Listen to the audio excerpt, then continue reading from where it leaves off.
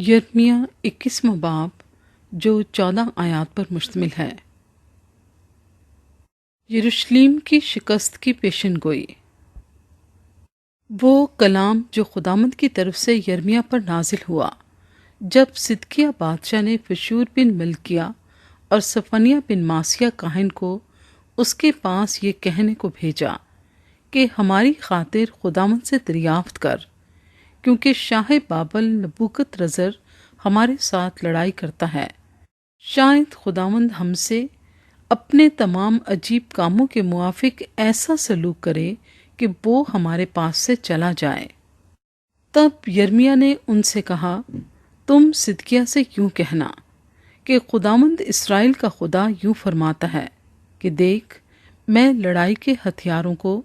جو تمہارے ہاتھ میں ہیں، جن سے تم شاہ بابل اور کسدیوں کے خلاف جو فصیل کے باہر تمہارا محاصرہ کیے ہوئے ہیں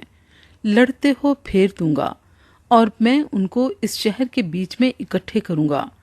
اور میں آپ اپنے بڑھائے ہوئے ہاتھ سے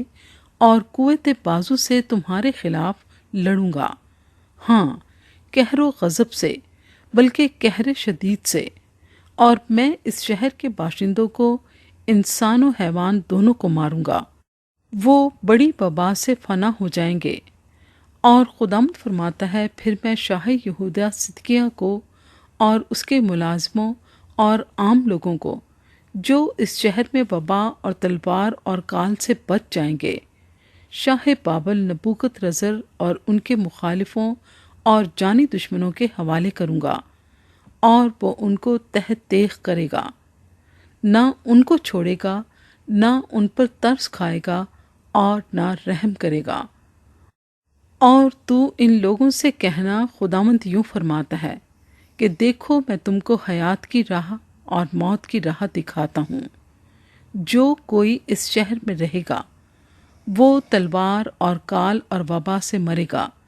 لیکن جو نکل کر کسدیوں میں جو تم کو گھیرے ہوئے ہیں چلا جائے گا،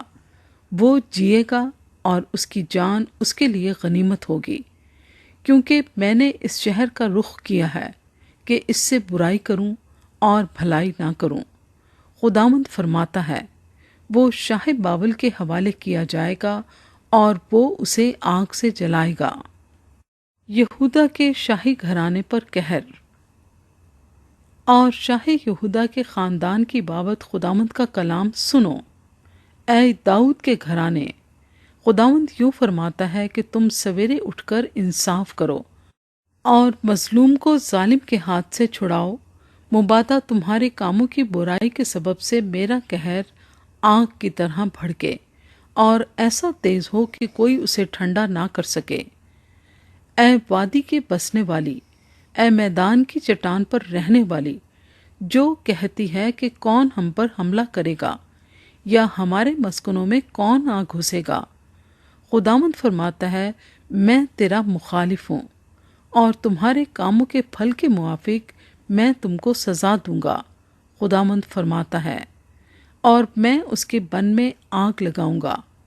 جو اس کی ساری نواحی کو بھسم کرے گی۔